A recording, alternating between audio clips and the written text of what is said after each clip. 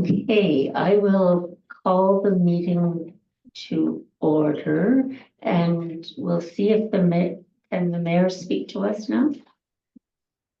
Well, I can try. Sounds good. Thank you.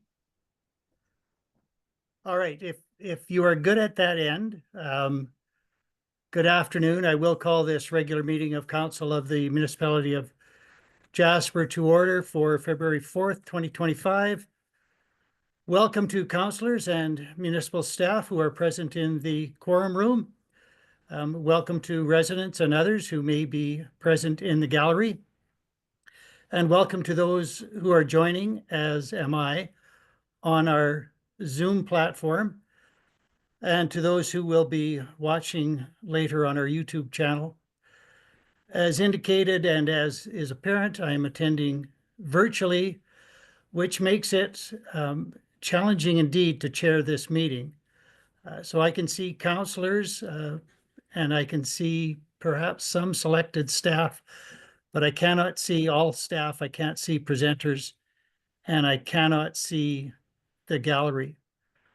Our procedure bylaw requires that if present, the mayor shall chair all meetings of council, but the same bylaw also provides us an avenue to avoid that. And so in these circumstances, unusual as they are, I believe council and the public will be better served if I do not chair this meeting, although I would prefer to continue to participate. My intent, therefore, is to, at this point, relinquish the chair to Deputy Mayor Waxer with the intent of making a motion that will keep us compliant with our procedure bylaw, but remove the difficulty of trying to chair this meeting from my virtual position. So, Deputy Mayor Waxer, I relinquish the chair to you. Accepted. And now I believe you have a motion you would like to put forward. I do. I move that pursuant to bylaw or to Article 3.4 of bylaw number 190, the procedure bylaw, that council suspend for the balance of today's meeting the operation of Article 9, and in particular Article 9.2 of bylaw 190, which provides that the mayor, when present, shall chair all meetings of council. A motion such as this under Article 3.4 to suspend a rule is non-debatable, but there is no prohibition on the mover explaining the intent of the motion. And my intent, I think quite clearly, is that in these unusual circumstances and to assist with the effective running of the meeting, we suspend that requirement that the mayor chair and allow the deputy mayor to chair the meeting while ensuring that we remain compliant with the procedure bylaw.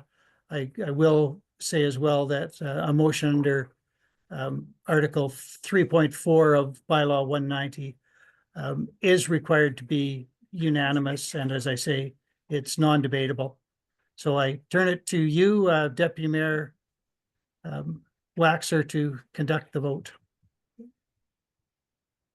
Thank you for that. And since the Councillor Demoda, I don't believe there's any debate. Oh, well, not debate, but I'm grateful that we have this opportunity, a learning opportunity, and just looking over at the chair of our legislative committee that maybe take a note and remind us next time when we're meeting to go over our new procedures that we're trying to complete, that this could be something that we could look at to maybe make things a little bit more efficient down the road. But I appreciate the the amount of attention that the mayor's put towards this and keeping us on things. Thank you. And with that, I'll call the question. All in favor? Motion carried unanimously. And we're very grateful that you can join us in whatever way is possible today. I'll move on then to item 2, the approval of the agenda. Did anyone have any additions or deletions? Councillor Melnick. Thank you, Deputy Mayor Waxer. I would like to add an in-camera session. And it would be under human resources.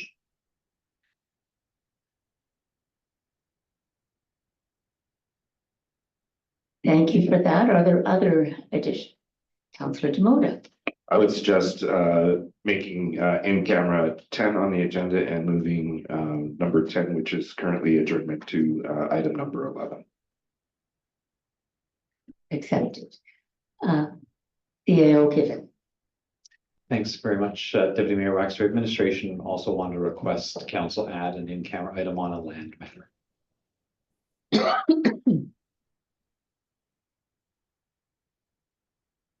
Councillor Wilson. I make that motion. Camera land matter. Okay, thank you. Yeah, so you're making the motion that adding another one? Yeah. Okay, thanks.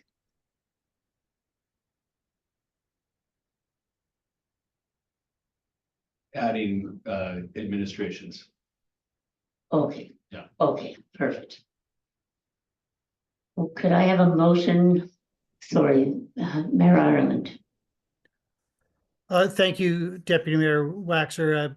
Not an amendment to the agenda in any way, but I wanted to take this opportunity to advise yourself and council that I will have to depart at 2:30 as I have a meeting with our MLA at that time.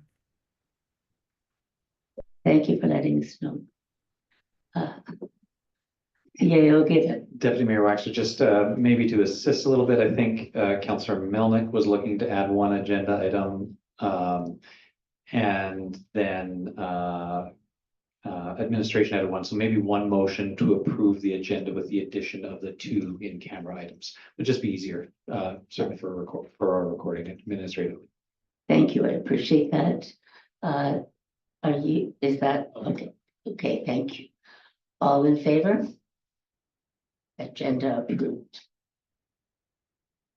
We move on then to the minutes, the 3.1, the regular meeting minutes of January 21st, 2025.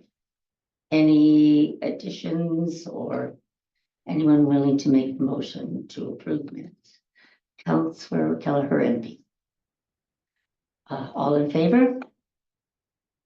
Motion carried.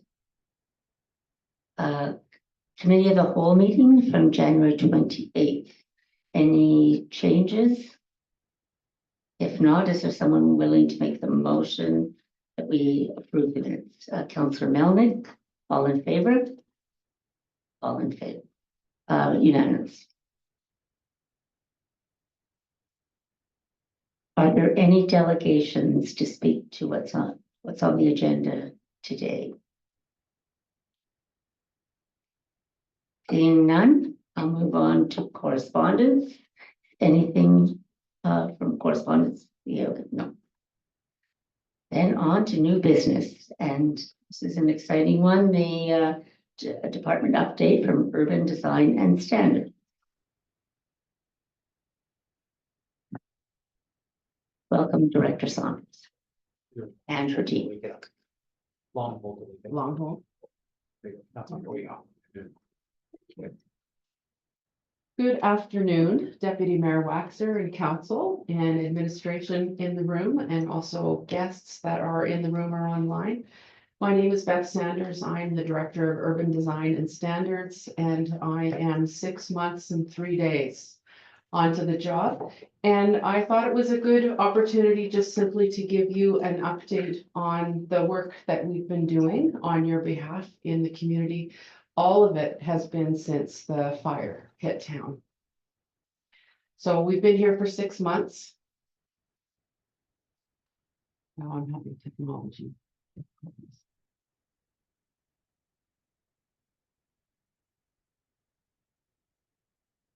One moment, please.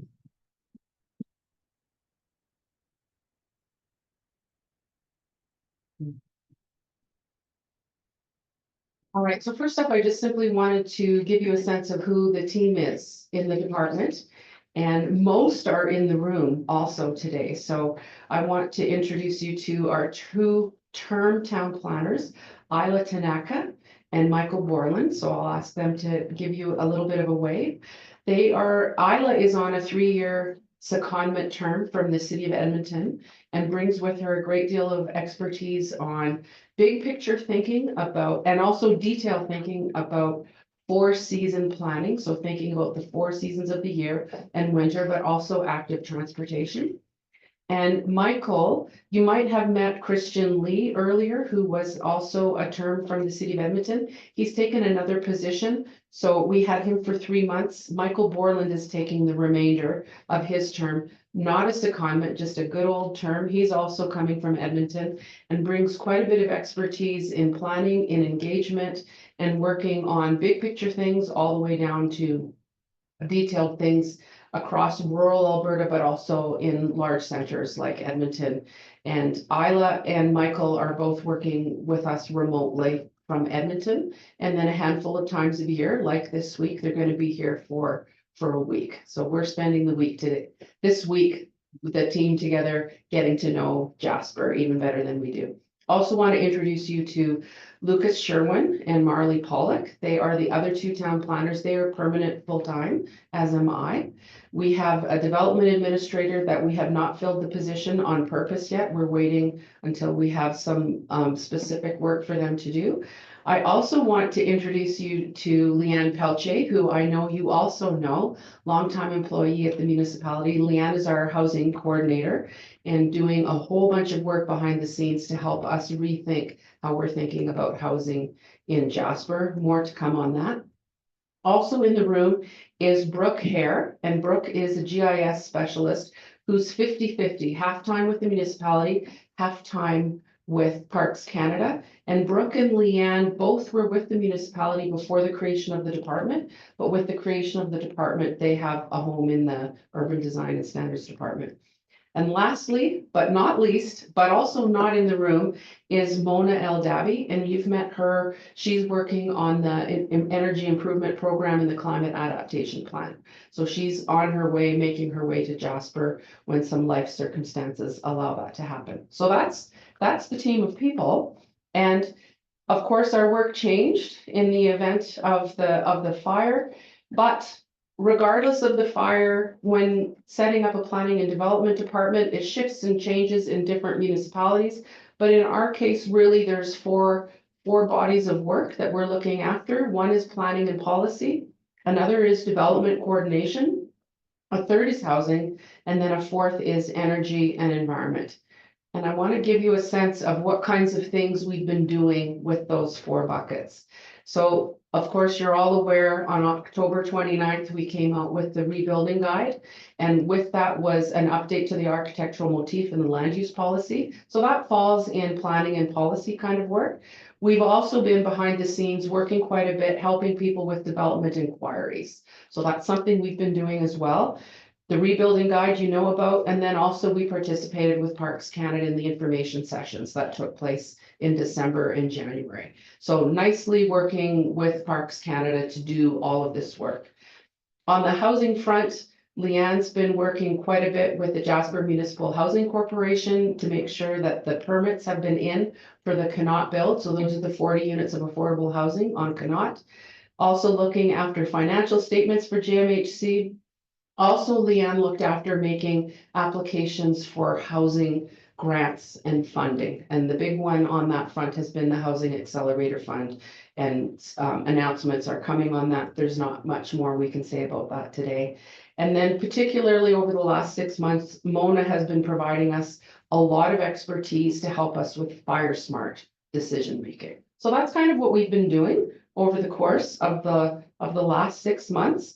When we look ahead to the next number of months, there's a lot of bubbles on this slide. And very simply, I wanted to give you a sense of what kinds of things we're working on right now. So really, really early stages of having a new town plan for Jasper, very early stages. The community sustainability plan is from 2011, so it's 14 years old. And we recognize there's some early work that we can do there that can help informally shape all of the other work that we're doing. Isla and Lucas have been working on the pop-up business village that was on your agenda at committee last week, again today. We've been supporting operations and looking at the offsite levy bylaw to update that. Lucas is creating a builder's guide. We have a draft version of that, and we're meeting with builders this week to work on that a bit more. Again, working really closely with Parks continuously on development process improvements and still working with them on inquiries.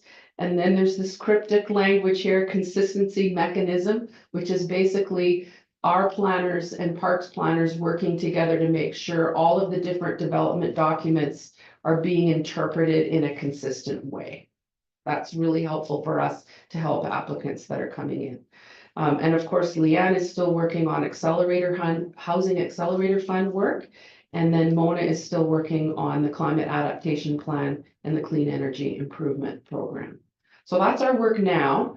Out and about in the community in terms of programs, what you can expect to see is more about that pop-up village and the housing accelerator fund and the clean energy improvement program. So those are the program kinds of things that we're working on. But also out in the community, you'll see us over the course of the next 6 months figuring out how to engage the community, always only when the community is ready and receptive. We'll talk to them about early town plan work, which is going to be about values, the things that get us through thick or thin. That will be the spine for how we create a town plan. But also we want to have a conversation with the community about density, housing, and parking. So that's something, again, that you can expect us to be engaging the community on. Again, only when the community is ready and receptive to do these things. And then, of course, the climate adaptation action plan will also have that out in front of the community by summer 2025. And then when it comes to the work that we're doing just to support all of the rebuilding efforts or any building efforts that aren't rebuilding, we will continue to work on the builder's guide. It's going to be an evergreen thing that's going to need constant updates as we learn more things about what's working and not working with rebuilding. We'll keep working on that. We'll continue to support residents and Parks Canada when it comes to development inquiries and the development process improvements. And then also we're going to keep paying attention to the offsite levy bylaw. And then the last thing I wanted to mention is the work that we're doing to try and set up an e-permitting kind of system where applicants can apply online and then get responses online. And that should help us with transparency about what's happening in the development world. So that concludes the presentation. Just want to be clear that while we're doing everything we do, we are upholding the values, the language that has been in the 2011 sustainability plan, which is about environmental stewardship, economic health, social equity, cultural vitality, and participative governance. And everything we do, we're endeavoring to do so working in good partnerships with folks. And also just noticing we're the new kids in town, but how do we do the work that we do in service to Jasper? And then also with the community rather than doing things to or for community, is how do we do what we're doing with community alongside us? And that is the Urban Design and Standards Department update for our first 6 months. Open to any questions. Thank you. Thank you very much for that very informative presentation. And I'll open the floor for questions. And Councillor Wilson. Sure, I'll begin. Thank you. Thank you for that, Director Saunders. Really great presentation. I just want to go to the slide on development coordination. What I didn't see there, and I feel that we've kind of built a pretty robust team around it, is getting our planners quite a bit more involved in like the permitting process and technical reviews, etc. What I am concerned about that I don't see much forecasting about is like how, yes, we're involved, but we're not, how are we alleviating the bottleneck that is like sure to come? It's already there in the development office at Parks Canada, because I've been looking at across the table, and I think this is a bigger team than the development office Parks Canada currently has, and I feel like these people might not be being used to like their utmost ability, getting through that first spring of permitting, right? Yes, there's so much in here that we're assisting with. Yeah, I just maybe speak to that in regards to like, I think, 6 months ago, we were kind of building a team that we could really take on more of that review of permits. And so how can we take more of that load off of Parks Canada as we kind of transition towards taking it over fully ourselves? Sure, through you, Deputy Mayor Waxer to Councillor Wilson, the Parks team is bigger and it's getting bigger. So just want to relay that information. I'll let Parks Canada communicate what size they are, et cetera. What we're waiting to see how the migration of planning authority, when it will unfold, how it will unfold. It was always imagined to happen at stages. So we're still in discussion about that, but in light of the fact that it hasn't happened yet, one of the most critical roles Lucas and Marley are playing in particular is they are readily available. Any member of the community can book appointments through Parks Canada with planners to talk about their development inquiries and applications. So Lucas and Marley are regularly meeting with residents. The reason why this is important is when we can take up some of the time with residents who have inquiries, then the development officers at Parks can focus on the permits. So that's reason number one. Reason number two why it's a valuable contribution is because when the applicants make their application, the likelihood of their application being complete is much higher, so that the development officer's work decreases and the speed with which a permit makes its way through the review and approval process is higher. So it looks like we're not necessarily helping in a really constructive way, but we are, because all of that work still needs to happen. If the permitting work came entirely over to us right now, we would need their assistance. So our approach with our colleagues at Parks is like all of our sleeves are rolled up, we're all in there. There's all kinds of little minutia about how to adjust processes. We're helping them do some things. We're helping them do some thinking about how to rethink policy and process so that they can have their people working on the permits. So it's not as simple as just the number of bodies on the permits, though that's a really important thing, but we're helping them put more of their resources on the permits, which is the best way to go at this point in time when they have the authority to issue the permits. Yeah, if I may just follow up. Yeah, thank you for that. It was a hard question for sure. I just wanted, that to be out there that yes, we've staffed up. We are doing stuff. We're not taking over, the whole land use planning yet, but we're in a great we have great momentum kind of moving forward. And if I may, just the follow-up question would be, may have asked this last week, but how are variances being looked at? Is the municipality involved in variances? And because, that's another thing that I'm sure maybe Lucas and Marley are dealing with at the initial stage when they're being queried by applicants, but then once an application is needed for a variance, whom among us, or is it just Parks Canada reviewing those variances? Through you, Deputy Mayor Waxer to Councillor Wilson, the variance process shifted in October with the rebuilding guide and the update to the land use policy. So what's happening right now is Parks administration review them. And then they come to me as the Director of Urban Design and Standards, or I was away a few weeks ago, Lucas was acting, Lucas stepped in, and the Parks person and myself review them together and then make a decision, and then we make that recommendation to the superintendent to issue those variances. So it's happening quite quickly when they are needed. Thank you. Councillor Hall.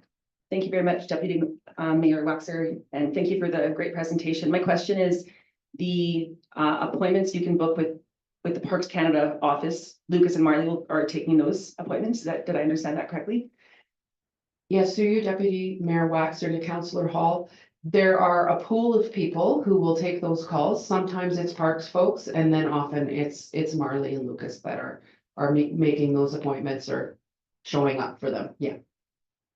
if I may, I did take advantage of an appointment with Connie Tiesenhausen in December, and I just, if the process was, I felt smooth, and I can, from my personal experience, we did get an approved development permit on Friday, so if you can pass that, my thanks on to the team. And I have a bit of a group chat going in the R4 zone, and there's been some variances approved, and residents seem quite happy, so thank you very much. Happy to take that back. Thanks.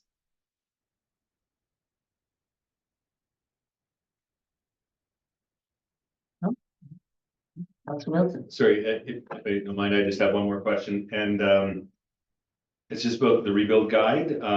So I think we launched it in October. My question, I guess, is how often have we been making changes to that, or like fine tuning it? If we have at all, or do you foresee us making some modifications throughout the kind of the next 6 months? And if changes are made, are we kind of posting that on or getting that out to the public? So those modifications, if they affect people rebuilding, are brought aware of it? Yes, through you, Deputy Mayor Waxer, to Councillor Wilson.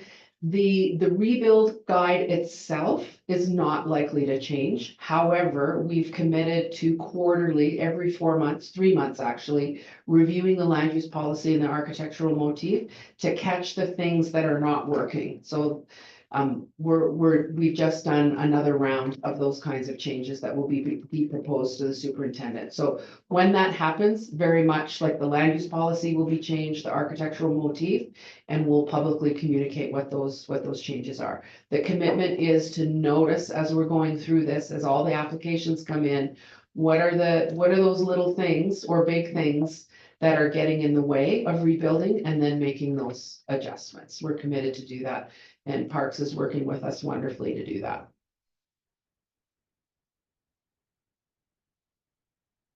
Thank you for that. Other questions? Councillor Demota. I don't have any questions, but just to add some levity to it, I believe that Ms. Sanders would make a really good podcast host. Delivery was just amazing. I envy you in many ways that way. Thanks. We're grateful to have her. Don't steer her off in your career track. Thanks. I do have a podcast, so that's fine. Okay, that's all I got. So plug in, come on. It's been inactive for 6 months. Councillor Melnick. Thank you very much, and thank you for a great presentation. I'm quickly looking at the municipal website, and I'm wondering if we, and this is maybe a question for administration, should we provide a higher profile to this department on the website? Because to find best contact information, I actually had to go into government and down to the municipal departments and so on, I think. To make things more user friendly, I think an update to our website to highlight the urban design department would be appropriate for people to negotiate or navigate through this process, especially in the next 2 to 3 years. Given. Yeah, Deputy Mayor Waxer for Councilor. We'll certainly take that away. I think we want to make sure that we're providing really clear information to the public about what the municipality's role is and isn't during this time. While there's certainly some overlap, and while Parks continues to have that authority, of course, there will be a time where that switch is going to flip. But we would want to make sure that we aren't causing extra confusion. So we'll take that away and see if there's an opportunity to highlight the functions that the UDS department can do right now, and increase that profile without causing any confusion about sort of who people should be going to apply, which obviously for the time being is Parks. We just need to be 100% clear about that part. Councillor Demota. I believe those are good points, and even today, I became a little bit more clear on the processes and where we're at with the stages between Parks Canada and the municipality. And I think that now, when I get some questions, I'll be able to answer them a little bit more, maybe with the understanding of where we're at in the whole procedure. So appreciate that. Good questions today, my council. Any other questions? Is there a councillor willing to make a motion that we accept the update and report for information? Councillor Hall? Okay, all in favor? Motion carries. We'll move on then to Jasper Recovery Coordination Center update.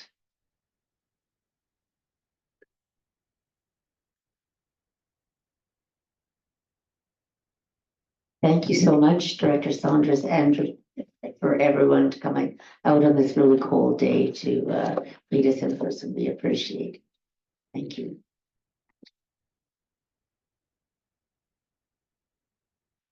We were just elevating Director Fark to be a panelist on the Zoom, and I believe he is now, and he'll take over the presentation of the update from JRCC. Thank you very much, Deputy Mayor and Council. Yes, indeed, I've been here all along, but I was waiting for my official promotion. So now I am officially with you. So once again, we are bringing you an update from the JRCC.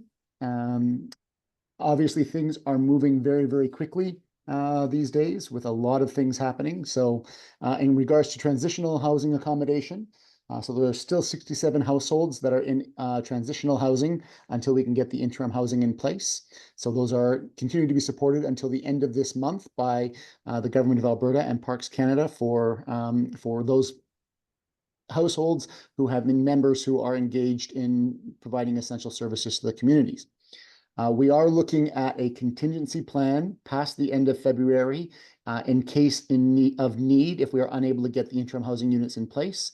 At this time, we anticipate that is not likely to be the scenario. We expect we will have interim housing units in place, but so that we do not find ourselves scrambling, we are putting in place a contingency, working with the hotels to see what extensions could look like, and then trying to identify potential funding sources for any extension that may be required.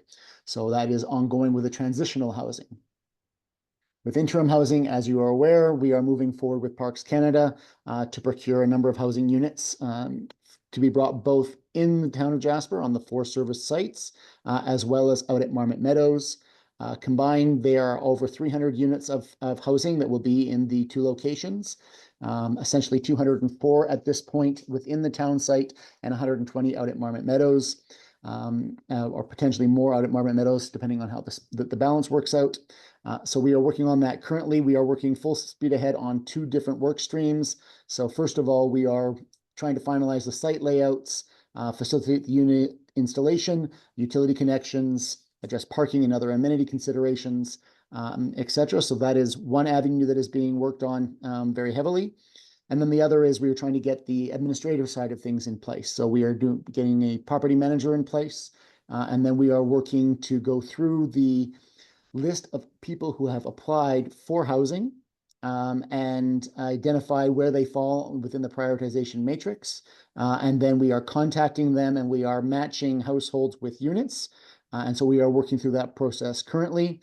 The cost recovery model and rents are now public. And so we are working through all of those processes with an aim to have occupancy for interim housing before the end of February. On the debris management side of things, progress there continues to be very strong. 94% of demolition permits have now been issued, representing 333 of the 358 primary structures. And again, Parks Canada has been in direct contact with those who have not yet applied, trying to understand any obstacles that they might be facing.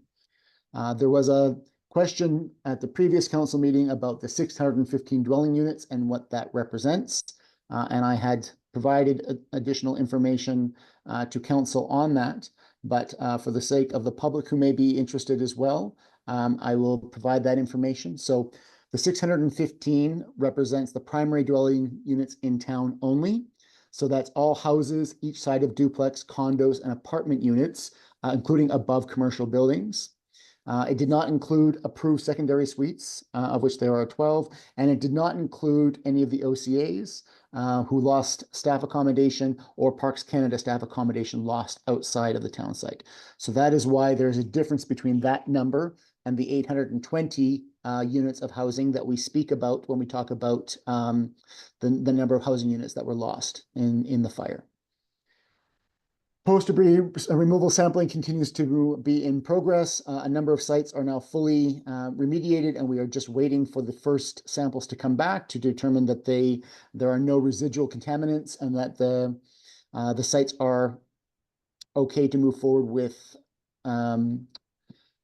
rebuild, which will be exciting when we start to see some rebuild happening this spring. So we are, again, completely on schedule to have substantial completion of debris removal in advance of May 1st, when we expect reconstruction season to start. And we have recently been communicating with all contractors that they, per OH&S regulations, all work sites must have an assigned prime contractor.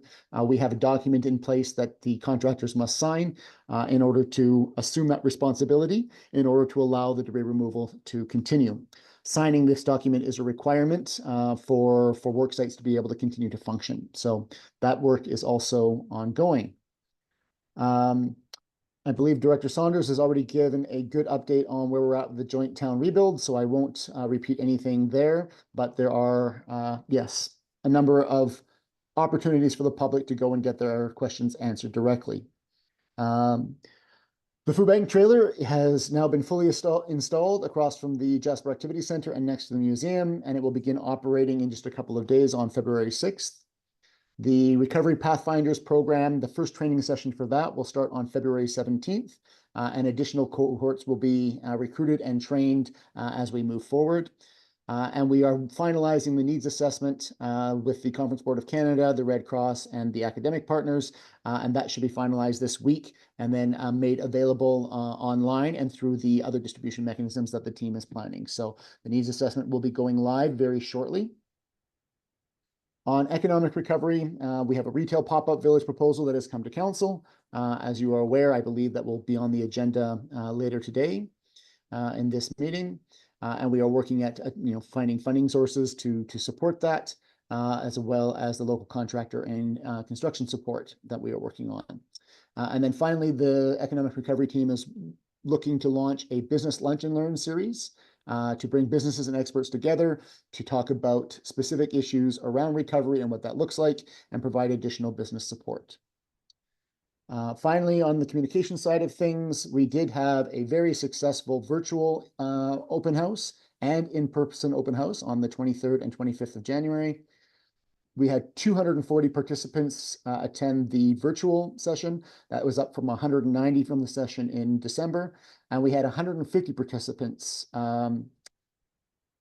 attend the in-person session, and that's up from 90 in December. So those were very well attended, and generally speaking, the community feedback has been quite positive. And I believe that is it for the update. I am happy to answer any questions that you might have. Floor for questions. Councillor Kelleher-Hemby. Thank you for the presentation. I have a question, and it's not necessarily about this presentation, but last week we talked about at the campground, at Worcester Campground, that 70 sites are going to be roughly available to people that need to take the motorhomes there this summer. I've had a few people ask me how soon that registration will open up and what that process will look like. So Parks Canada is finalizing the details of that specific program, including the exact number of sites that will be available, the reservation mechanism, and the cost associated with it. So we do anticipate that that will be announced shortly. To be clear, that the intent there is not to allow people a location to park their RVs, as opposed to an alternative in other parking locations. It is for those who require a place to reside and intend to reside in their RVs over the summer months. So it is not an off-site storage option. It is a residency option. Thank you for that. And thank you for that clarification, Councillor Hall. Thank you, Deputy Mayor. I had the same question. I've had residents ask me when that might go online. Will the same matrix that was used for housing and interim housing be used for those campsites, like the 1, 2, 3, and 4 that was used for interim housing? Who qualifies? Yeah, so the same prioritization process would apply, given that, again, there are limited sites. And so, yes, the short answer is yes. Thank you.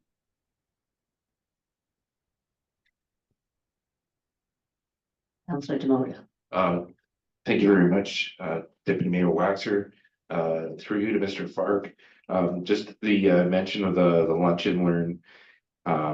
Is that just strictly for commercial information? And do we have a target around which date that or dates that might come into play? So the program specifics are still being worked on, including finding funding sources to support it. The idea would be open to all businesses who are looking to engage on particular topics. So the idea is we would bring in subject matter experts at each lunch and learn to talk about a specific aspect related to business and recovery. And then businesses would have the opportunity to register and attend. Again, we are still working on the final details, including, as I said, we need to find a funding source to support the program. Just asking, I think this is a great opportunity, a great idea. Have the Chamber and Tourism Jasper been involved in that process? Hard to imagine us doing something for businesses in Jasper without the heavy involvement of our partners at Tourism Jasper and the Chamber. So yes, they have been involved. This is a initiative that has come out of the discussions from the Economic Recovery Working Group. Thank you for that. And there was a lot of information there, so I appreciate that and appreciate the extra details. Thank you.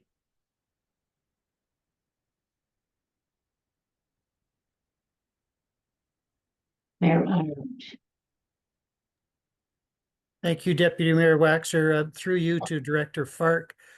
Could you just speak a little bit more, please, to the Recovery Pathfinders initiative? I see the first session is February 17th. Can you just give some explanation of what is involved in that and where people might find more details? Certainly. So we will have more details available on our website soon. What the program is intended to do is to identify existing supports within the community, either formal or informal. So it could be from the community outreach services team, it could be from the Red Cross, it could be from local church or faith-based groups, etc. So the idea is that we identify cohorts of people who are naturally supports in the community. And then we provide them training within specific areas. So the training can be in psychological first aid, it can be in, referrals to mental health and addiction supports, for example. So there's a number of different areas, and we have identified 6 different modules under which the cohorts will be trained. Generally around, again, the supports that community members might need, and then a particular module that will help specific to recovery and rebuild. So if people need assistance navigating the insurance process or the development permit process. So we'll be training people not to specifically answer those questions, but to help guide people in terms of where they need to go in order to be able to get those questions answered appropriately, and a facilitation to allow them to do that. So that's the overall nature of the program. It is intended to, again, identify existing community supports and reinforce them and equip them with the tools they need. And then a broader sensitization to the community to let them know that that additional support is available. So we are going through the process of recruiting our first cohorts currently, and as indicated, the first training will be on February 17th. And then as the program evolves and rolls out, we will do some proactive communications, including at the community dinners and other avenues to get the word out there to the community about the supports that they can find. Thank you very much. I appreciate that fulsome response, and I really applaud the program. It demonstrates that recovery is a community exercise, and there are other cohorts out there who can assist in offering supports to residents who need it. So on both sides of the equation, it's really helpful for the community. And I appreciate your explanation and helping get that message out to the community of a resource that is being made more available to our residents.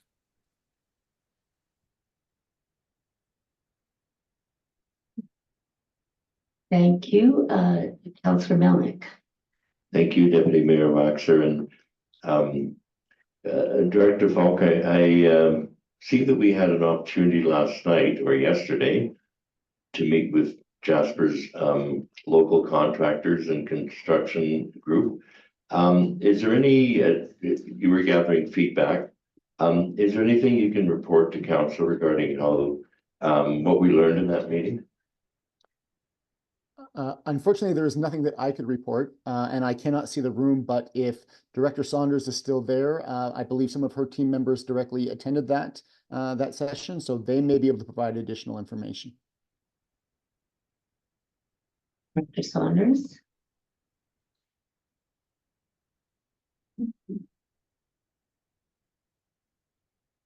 Through you, Councillor Waxer. Deputy Mayor Waxer to Councillor Melnick. Can you repeat the question, please? Thank you. I see in the report here from Director Falk that last night or yesterday, there was a Jasper locals meeting of local contractors and construction support for Built Alberta, where feedback would have been received regarding challenges facing the local construction trade building businesses in recovering. And I'm just wondering if what we may have learned from that meeting yesterday. Okay, we were not in that meeting yesterday. That said, with Build Alberta and local contractors and builders, we are meeting on Friday afternoon, and we'll hear a lot there, and we can report back from that meeting on Friday. Thank you for the clarification. Director Fark, it looked like you were ready to say something. Yeah, so I'll just respond. So I will take that back and find out who exactly attended the meeting and any feedback that may come, and we'll bring that back to council. Councillor Wilson. Okay, so I can speak a bit further to it. Actually, Build Alberta has been hosting builders workshop, like a working group over the last 2 months, and it's not just locals. It's built out like all of the builders that are part of Build Alberta, yet all Jasper contractors who are interested in building are part of this working group as well. There was a bit of a breakout invitation to just Jasper builders. That meeting did not happen. The interest didn't allow itself, but Scott Fash from Build Alberta has been hosting these bi-weekly meetings, just kind of, and again, some of the municipal and park staff have been making guest appearances, and so super helpful working group, and just kind of working through kind of what builders should expect, some of the challenges that working in the national park and kind of Jasper, and so yeah, it's good collaboration between local builders, Alberta builders, and the Build Alberta Association. Thank you for that. Are there other questions?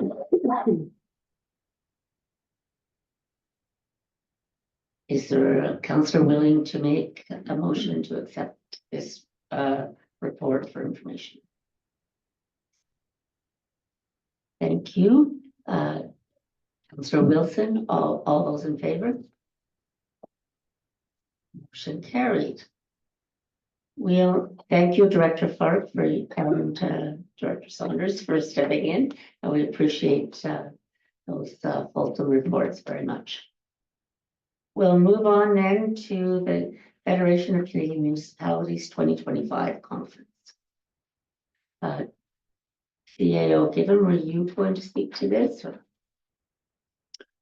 No, Deputy Mayor Waxer, I don't believe I was. The Federation of Canadian Municipalities conference is coming up under our council policy. Council needs to approve the attendance of council members. The policy is somewhat outdated in that it was based around an old 3-year council term, which has actually been a couple terms since there was a 3-year council term. It's now 4 years in a council term. But I believe the intent here is, recognizing the importance of connecting with other municipalities, and also the location of the event in Ottawa this year. That would be important for Jasper to be well represented. I think the desire from council members was to bring this to the table to see if there was support among the group for any council members that wish to attend and are able to get that formal improvement by motion here at council. Councillor Wilson. I would make the motion that council approve the attendance of any councillor who wishes to attend the Federation of Canadian Municipalities 2025 annual conference in Ottawa, May 29th through June 1st, 2025. Any debate? Councillor Demoto. No debate, but just a little bit clarity. I support the motion, and again, we do have that policy is a little bit archaic. I'd like to get that addressed too before this term is done, if we can. Simultaneously, I think it's important that if people are available, that we go to this particular one, seeing as that it's our opportunity to be able to make contact and have conversations at higher levels of government and have the opportunity to advocate for our community to the feds. Thank you. Any other comments? Then I'll call the question then. All in favor? Motion carried.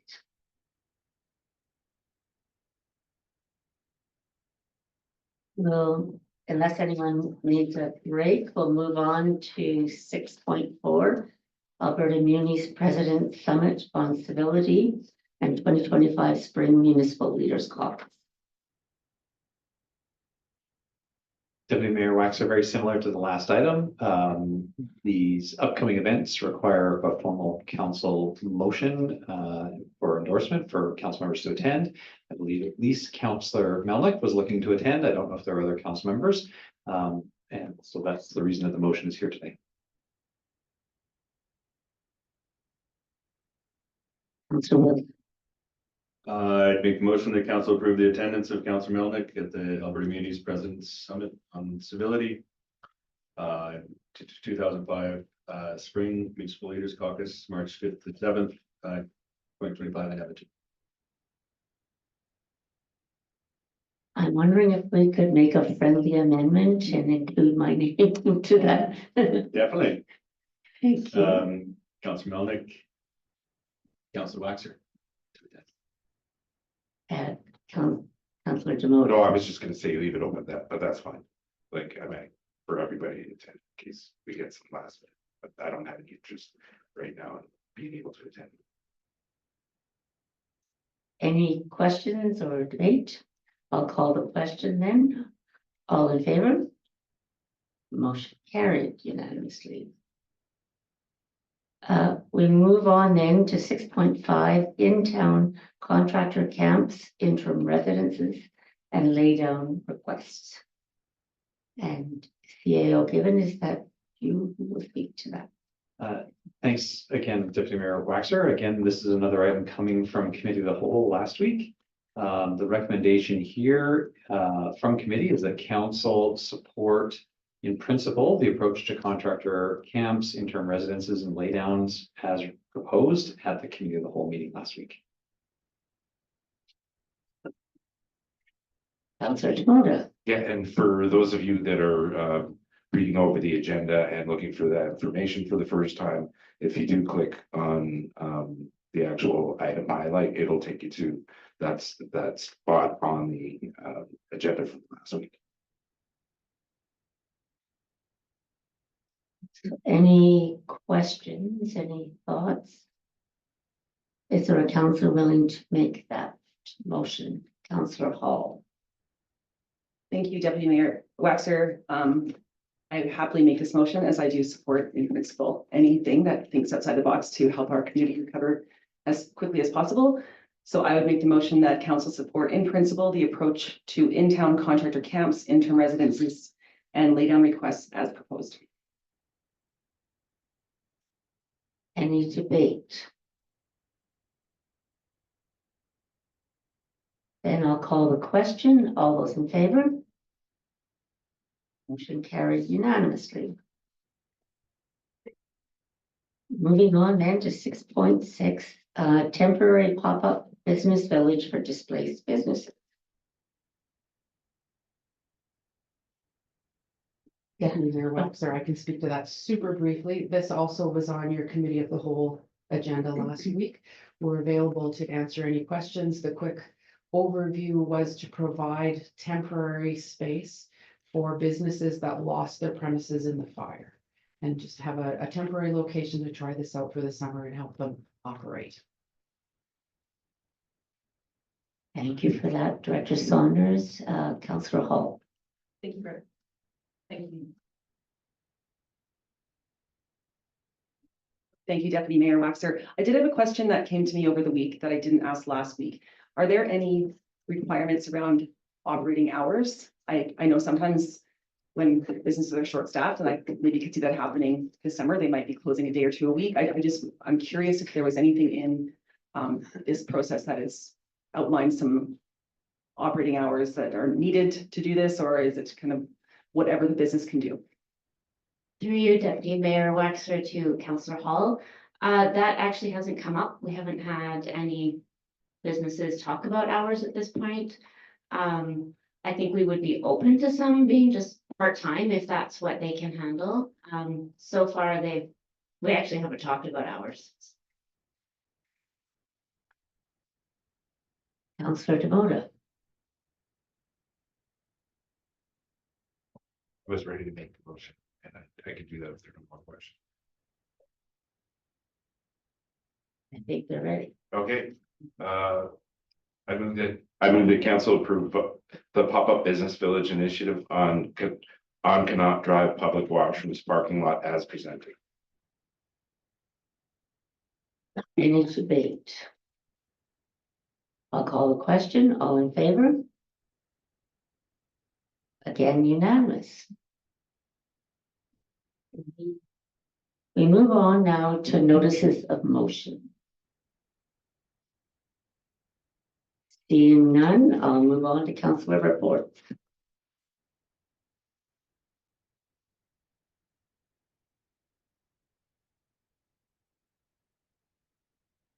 Waiting for Richard, but I don't think he's gone. Okay.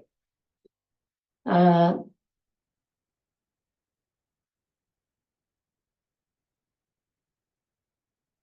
there's no reports. Oh, sorry, Councillor DeMota. Yeah, forgive me, Councillor Melnick and I attended the Community Futures West Yellowhead Board of Directors meeting on the 23rd of January, and we had a lot of information that we discussed over the course of the meeting. One of the things that I did want to report on is the Jasper business recovery program. Out of the 250 plus applicants, there were 240 approved and 11 declined, just for qualification's sake. And happy to report that 451 jobs have been maintained through that funding. So I was quite pleased to hear that. I don't know if Councillor Malik wanted to add anything else. Any other reports? Thank you for that. Upcoming events. We have the 2025 Tourism Advocacy Summit, to which we are sending Councillor Hall and Councillor Melnick next week, and the Federation of Canadian Municipalities Conference in May, early June. Are there any other upcoming events? Councillor Hall. Thank you. Thank you, Deputy Mayor Waxer. This isn't an upcoming event, and I wish I had said this last week at the meeting, but I wanted to give a humongous public thanks to Lynn Wadham for organizing an absolutely amazing female hockey day on Saturday in Jasper. 76 female hockey players traveled from across the province to play in a mini tournament, take part in team bonding activities, nutritionalist seminars, that kind of thing, paint night, paint days.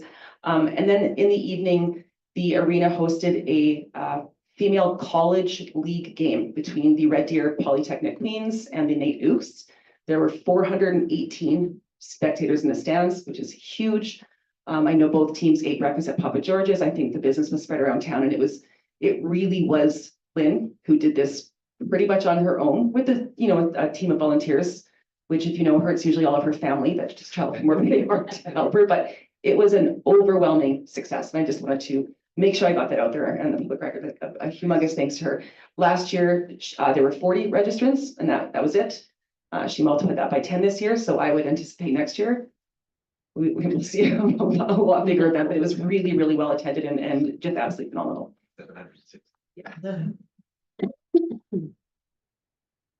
Thank you for that, Councillor Hall. I think those kind of recognitions are really, really important, and certainly Lynn has been an enormous asset to our community for many, many years. Any other upcoming events? If not, can I have a motion from someone that we would move into in camera? And I wanted to confirm prior to doing that, whether we will anticipate returning to the council table after the fact. Councillor Melnick. Thank you, Deputy Mayor Waxer. My in-camera discussion will not result in anything coming back to a regular meeting. Nothing coming up from the administrative item. Okay. Then if there's a councillor willing to make that motion, Councillor Kelleher MP. So we will now move in camera. Oh, sorry, all in favor. Motion carried.